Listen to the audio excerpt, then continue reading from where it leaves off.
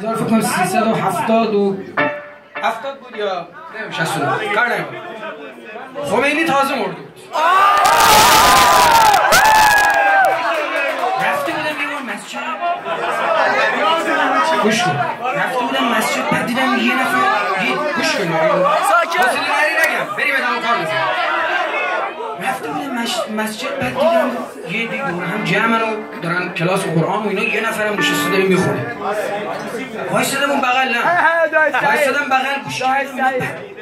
اون جوون رو زوم کردم روش بعد که تموم شد من کارم شرازی بود. بعدش گفتم داداش به خودم معرفی مثلا گفتم اسم فلانه هیچ چیزی که داشتی میخونی مال کی بود؟ نمیدونم خود اون نفر یادش یا نه. گفت استاد محمد صدیق منشاوی. خیلی هم جدی بود بسید.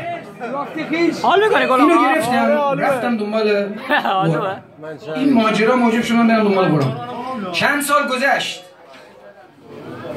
رفت از چند نفر سوال کردم تو شهرمون آقا من دنبال یکی میگردم ملودی و گام با من کار بکنه برای گیتار. گفتن فلانی.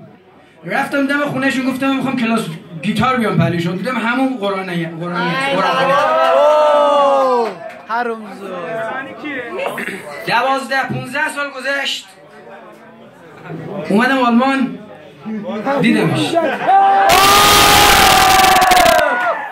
رحمت گرم بابا. 4-5 روز دیگه هم عروسیشه. الانم اینجاست. به افتخار علی مومن فام یه دستی بلند کرد. نمیدونم چند سال با من رفیقه. قرآن با من شروع کرد. گیتارم به من چیز که یاد داد و به خاطری بود که خواستم شما رو باش تنها بزنم.